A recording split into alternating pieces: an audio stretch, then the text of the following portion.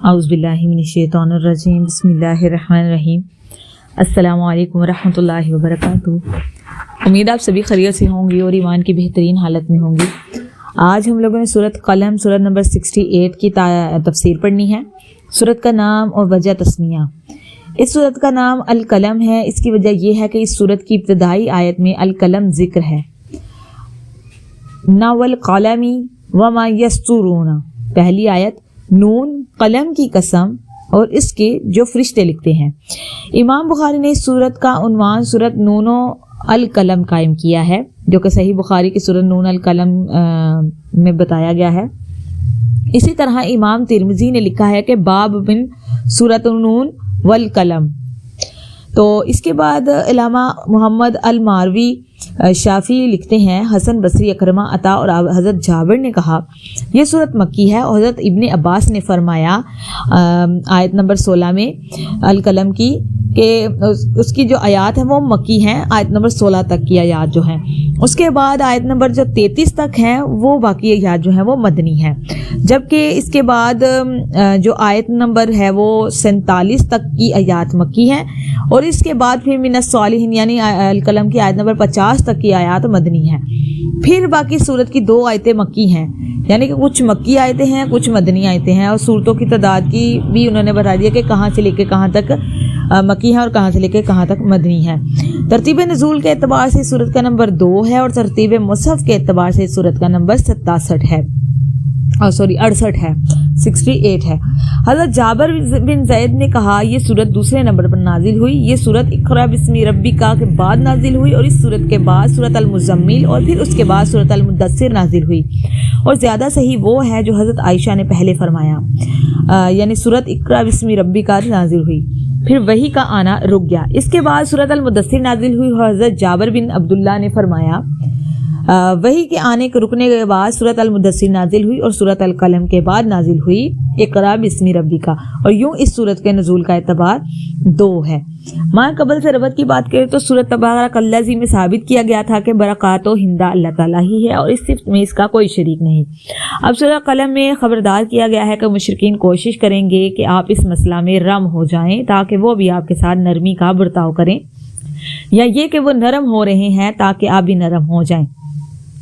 ان کا مقصد ہے کہ آپ بے شک اللہ تعالیٰ کا برکات و ہندہ مانیے، مگر ان کے معبودوں کا ذکر نہ کریں، بغیر آپ اس میں ہرگز نرم نہ ہو اور مزاحمت نہ کریں۔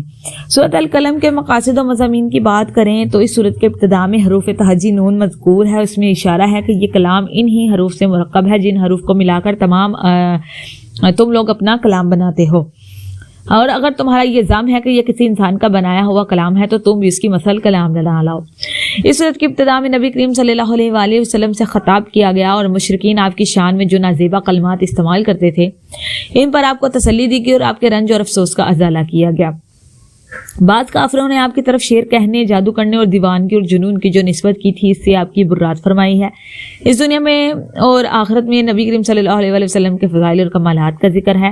اس میں قلم اور لکھنے کی فضیلت تاکہ مسلمان قلم اور لکھنے کی طرف متوجہ ہوں اور علوم کو لکھ کر محفوظ کریں۔ ابو جہل اور ولید بن مغیرہ وغیرہ کی مذمت کی گئی ہے، اور ان کے متعلق آخرت کی وعید بیان کی گئی ہے۔ کفار کا مقابلہ مؤمنین اور متقین کے ساتھ کیا گیا ہے، اور یہ بتایا گیا ہے کہ کفار کے مزعوم اور خود ساختہ خدا ان سے دنیا کا عذاب دور کر سکتے ہیں نہ آخرت کا۔ کفار کو یہ بتایا گیا ہے کہ دنیا میں ان کو عیش اور آرام حاصل ہے، اور اس کے پاس سرمایہ اور طاقت کی فراوانی ہے، اور یہ اس وجہ سے نہیں ہے کہ ان سے اللہ تعالیٰ راضی ہیں، بلکہ یہ استدراج ہے، یعنی اللہ تعالیٰ ان کو ڈھیل دی ہوئی ہے، اور انہوں نے آپ صلی اللہ علیہ وسلم کے پیغام کو جو قبول نہیں کیا ان کی سزا ان کو آخرت میں ملے گی، اور اس سلسلہ میں ان کی کسی معذرت کو قبول نہیں کیا جائے گا۔ کفار ایک باغ تھا، اللہ تعالیٰ نے اس کے پھلوں کو جلا ڈالا، وہ سوئے ہوئے تھے اور آسمانی آگ اس کو جلا دیا۔ اس دنیاوی سزا کا ذکر فرمایا گیا ہے۔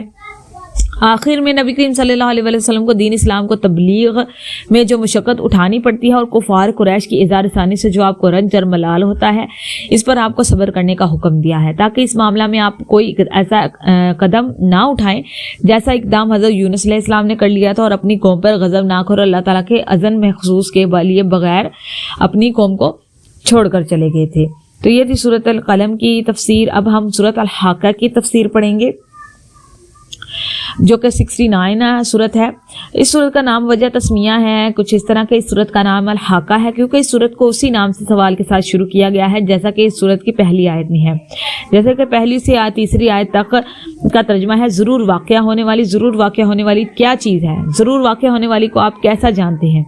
الحاقہ قیامت کے اسماء میں سے ایک اسم ہے۔ امام طبرانی اور امام ابن مردویہ اور امام بہقی نے حضرت ابن عباس سے روایت کیا کہ سورۃ الحاقہ مکہ میں نازل ہوئی۔ امام طبرانی نے حضرت ابو برزہ سے روایت کیا کہ نبی کریم صلی اللہ علیہ وآلہ وسلم فجر کی نماز میں سورۃ الحاقہ اور اس کی مثل صورتیں پڑھا کرتے تھے۔ اسی طرح جو امام احمد اپنی سند کے ساتھ حضرت عمر بن خطاب سے روایت کرتے ہیں کہ اسلام لانے سے پہلے ایک دن میں رسول اللہ صلی اللہ علیہ وسلم کی تلاش میں نکلا۔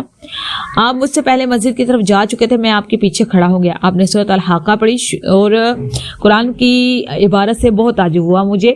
میں نے دل میں کہا اللہ کی قسم یہ ضرور شاعر ہے جیسا کہ قریش کہتے ہیں۔ تب آپ نے آیت نمبر 40 اور 41 پڑھی، بے شک یہ قرآن ضرور رسول کریم کا قول ہے اور یہ کسی شاعر کا قول نہیں ہے، تم لوگ بہت کم ایمان لاتے ہو۔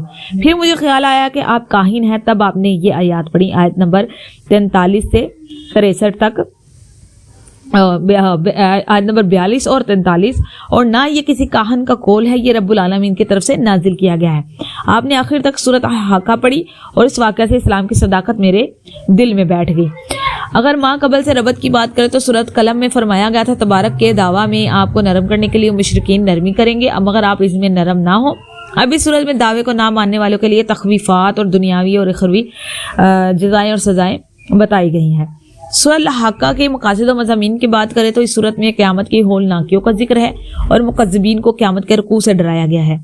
کفار مکہ کو یاد دلایا کہ سابقہ امتوں کے کافروں نے دنیا میں عذاب واقع ہونے کی تکذیب کی تو ان پر دنیا میں عذاب نازل کیا گیا۔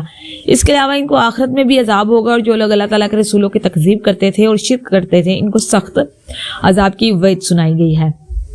جو لوگ اسلام لائے ان کو اللہ تعالیٰ نے طوفان میں غرق ہونے سے بچا لیا، اور اس میں بنی انہوں انسان پر احسان ہے کہ اللہ تعالیٰ نے ان کی نسل باقی رکھی۔ رسول اللہ صلی اللہ علیہ وسلم کی اس الزام سے برات ذکر کی ہے، آپ نے رسالت کا جھوٹا دعویٰ کیا تھا، تو اللہ تعالیٰ کی اس سے برات بیان کی ہے کہ وہ جھوٹے رسول کو اس کے جھوٹے دعوے رسالت پر برقرار رکھیں۔ رسول اللہ صلی اللہ علیہ وسلم کو تبلیغ رسالت کا فریضہ انجام دینے میں جو مشکلات اور تکالیف پیش آتی تھی ان میں سے آپ کے صبر و استقامت کی تلقین کی گئی ہے۔ قرآن مجید میں ایمان نہ لانے پر عذاب کی جو وعیدوں کا ذکر ہے ان سے کفار مکہ کو ڈرایا گیا ہے۔